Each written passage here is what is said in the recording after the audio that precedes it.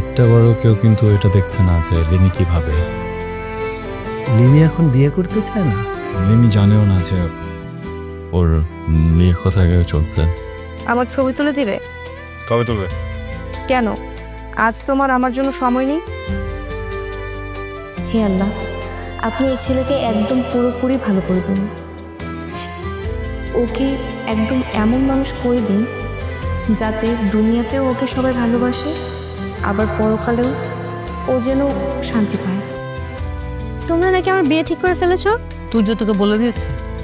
তুর্য আমাকে বলেনি, তোমাদের ভাবসাবে আমি বুঝতে পেরেছি।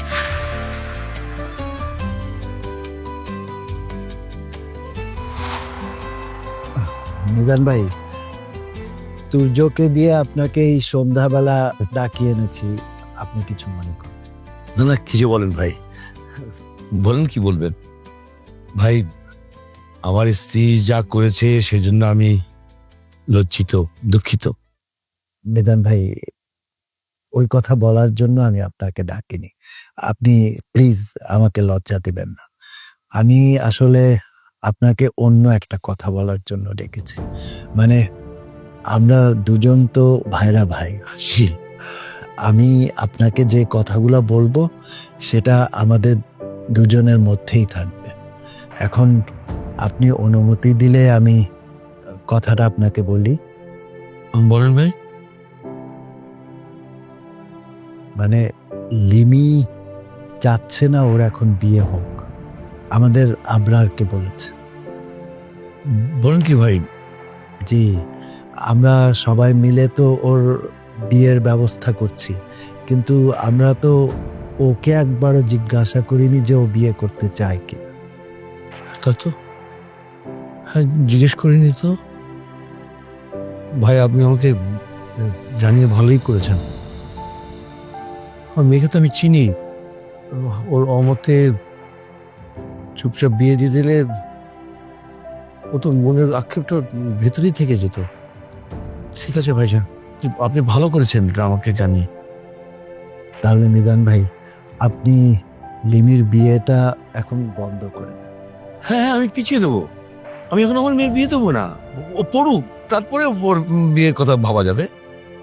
মিজান ভাই, আপনি এই বিষয়টা রাবেয়াকে বলবেন না, এটা আমি আপনাকে অনুরোধ করছি।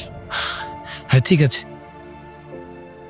তাহলে এই বিষয়টা শেষ হলো। এখন আমি আপনাকে আরেকটা বিষয়ে কথা বলবো, আপনি যদি অনুমতি দেন। বলেন ভাইজান। রবি,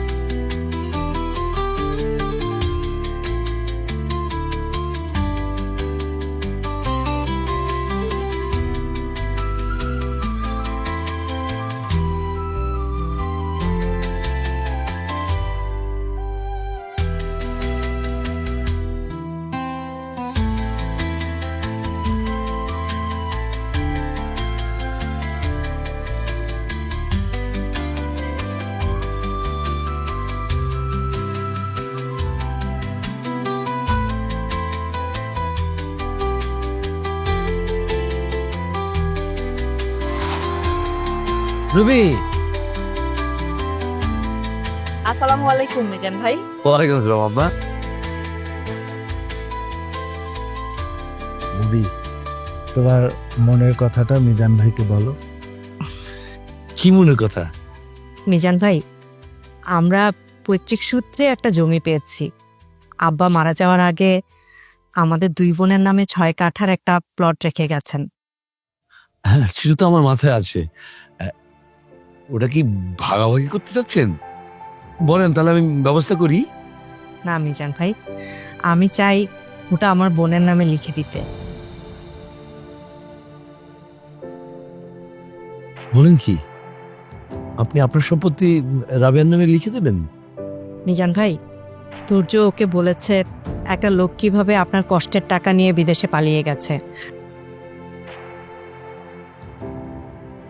আপনার দুটো সন্তান আছে, ওদের বিয়ে শাদির ব্যাপার আছে। আল্লাহ তো ওকে অনেক দিয়েছে, এই জমিটা আপনাদের অনেক কাজে লাগবে। মানে নিদান ভাই, আমার এক পরিচিত রিয়েল এস্টেট ব্যবসায়ী বন্ধু আছে। আমি বলে দিলে ও ওই জমির উপরে ওর ডেভেলপার কোম্পানি দিয়ে একটা বিল্ডিং বানাবে। সেইখানে আপনার কতগুলো ফ্ল্যাট থাকবে, মানে ঢাকা শহরে আপনার কতগুলো ফ্ল্যাট হবে। আপনার আর কোনো অসুবিধা থাকবে না নিদান ভাই, আপনার কোনো বিপদ থাকবে না।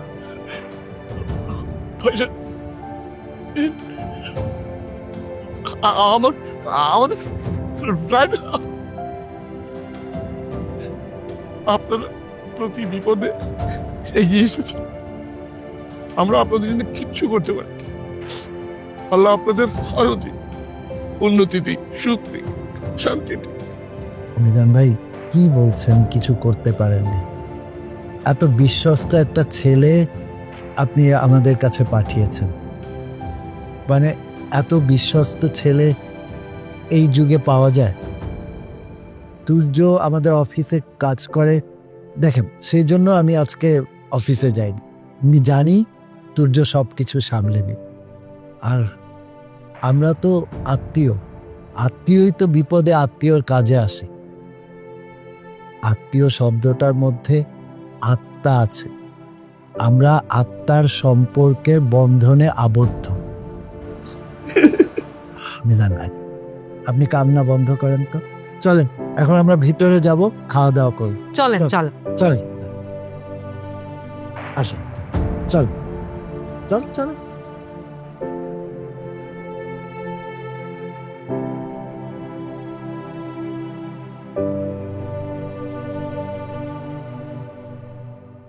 الله أكبر الله أكبر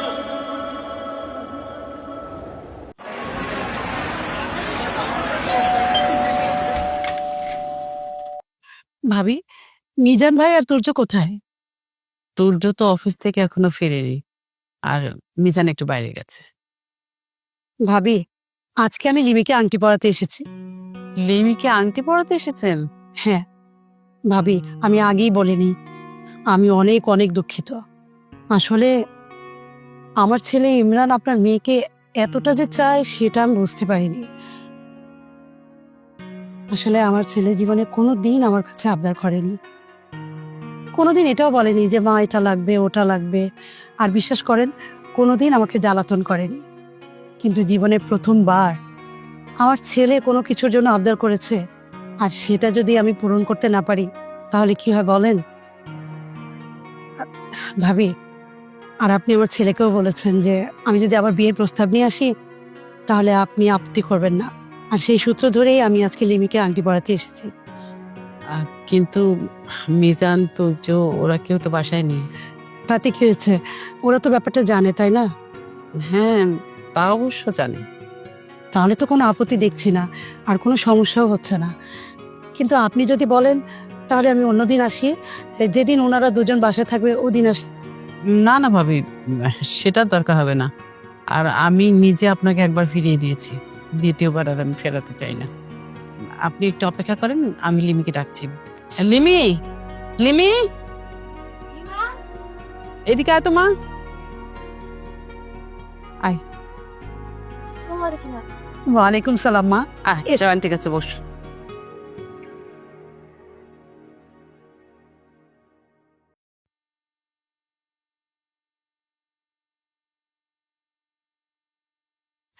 দেখি মা, তোমার হাতটা দেখাও।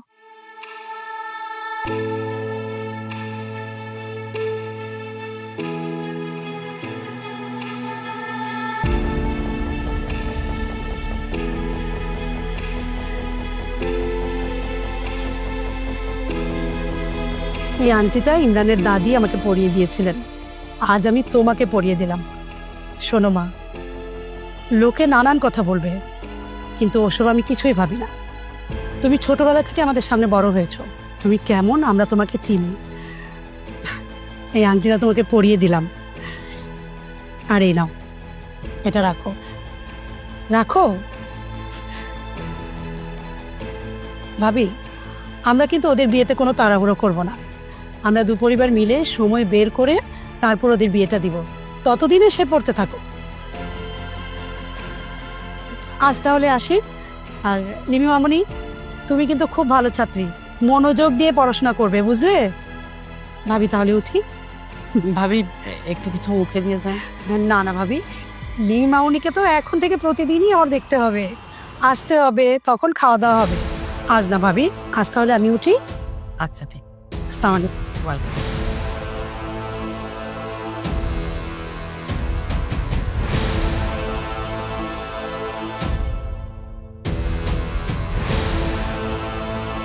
কি হলো?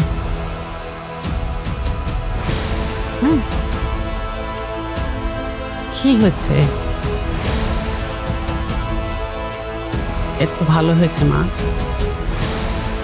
একবার চিন্তা করে দেখ।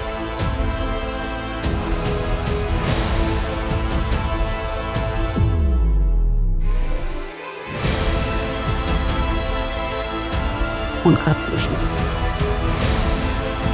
সব ঠিক হয়ে যাবে।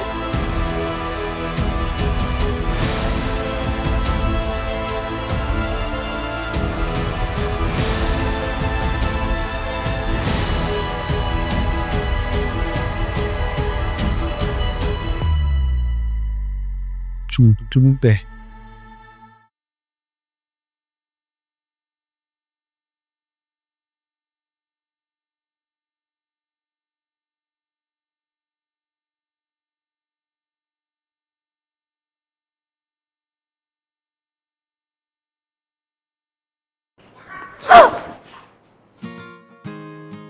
কি ব্যাপার আবরার, তুমি এখানে?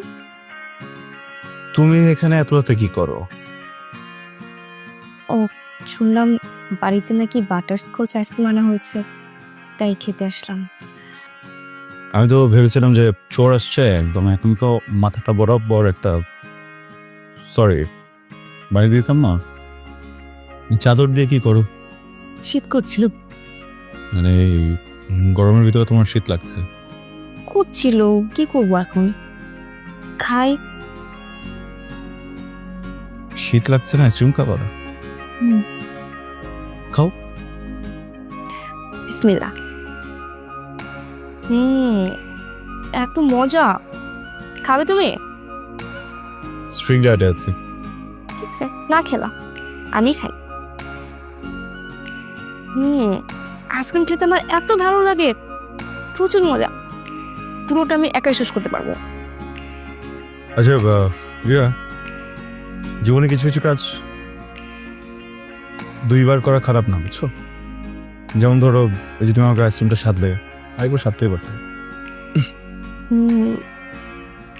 নো, তুমি স্ট্রিক্ট ডায়েটে আছো, তোমাকে খাওয়ানো যাবে না, আমি খাই। আর একদিন ডায়েট কম্প্রোমাইজ করলে কেউ কিছু মনে করবে না। No no no. টিকটিকি, আমার আইসক্রিম নিলা কেন? বিসমিল্লাহ। আরে আমার বাসা, আমার ফ্রিজ, আমার বাপের টাকার কেনা আইসক্রিম, বুঝছো? You get lost, go to your বাসা, open your fridge and eat your বাপের টাকার কেনা আইসক্রিম। আবরার, বেশি বেশি হয়ে যাচ্ছে কিন্তু। কোথায়? কম কমই তো খাচ্ছি, একটু একটু করে, একটু একটু লাইট না, মজা আসবে।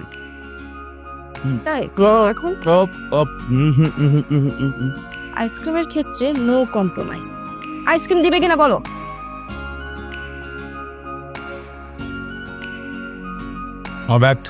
নো। তোমার কি আমাকে বোকা মনে হয়? তোমাকে আমি ব্যাট দেই আর তুমি আমার আইসক্রিম নিয়ে যাও, তাই না? যাও এখান থেকে, ফটো। আমার বাড়ি থেকে আমাকেই নট ফেয়ার, কেমন না বিষয়টা? আমার মনে হয় যে আমি এটা নিয়ে একটা I must go. ওকে, আমি তো এখানে নাই, I'm gone.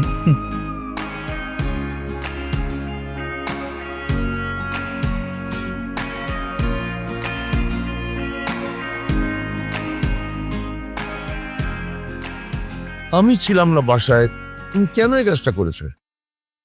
আরে বাবা, একবার তো ঘুরিয়ে দিয়েছিলাম, এখন আংটি নিয়ে এসেছে, এখন কিভাবে ঘুরিয়ে দেন?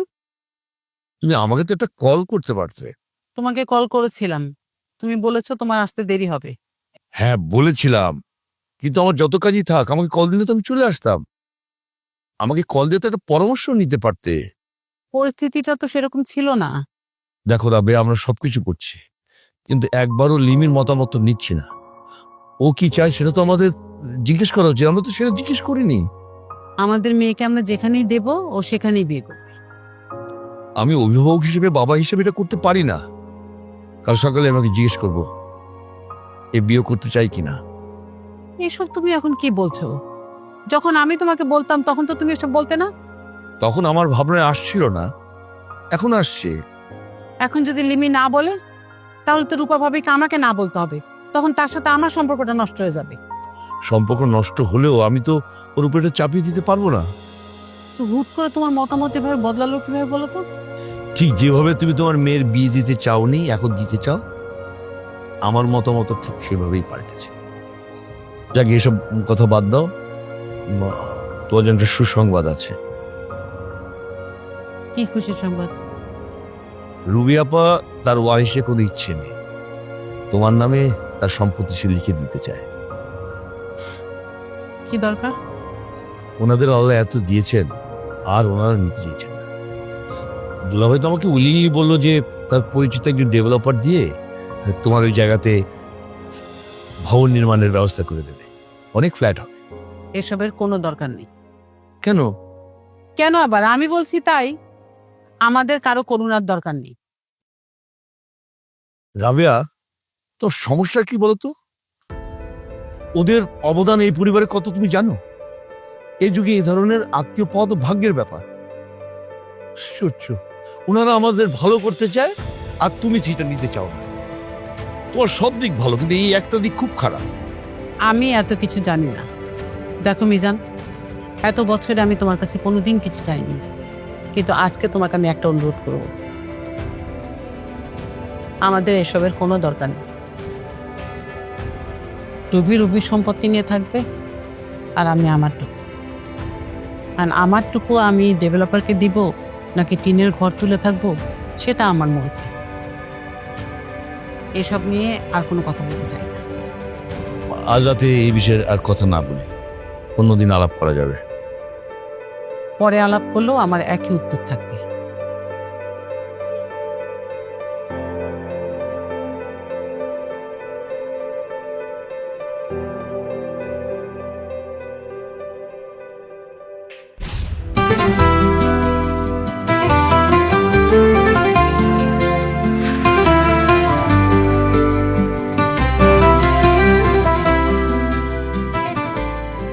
বাবা, তুমি কি ফজরের সালাত আদায় করতে মসজিদে যাচ্ছ?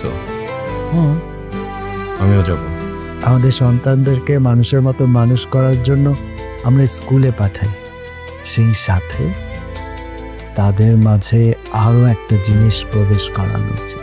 বলো তো কি? ধর্মীয় শিক্ষা। তো কি এই বিয়েতে ইচ্ছে আছে? বাবা, এই বিয়েতে আমার আসলে কোনো ইচ্ছে নেই। মা হঠাৎ করে আমাকে ডাকলো আর ইমরানের মা আমাকে আংটি পরিয়ে দিল। ওই আংটিটা কই? দে আমাকে, দে, আমি ওদেরকে ফিরিয়ে দেবো। এখানে 10,000 টাকা আছে, টাকাটা নাও। এটা কিসের টাকা? আমি মনে মনে নিয়ত করেছিলাম লিমির সাথে যদি কখনো আমার বিয়ে ঠিক হয় তাহলে আমি এই তিনখানাই খাওয়াবো। লিমিকে যে আংটিটা পরিয়ে এসেছিলাম সেটা উনি ফেরত দিতে আসবেন। মানে? ইমরান, বাবা শোন, বাবা কোথায় যাচ্ছিস? বাবা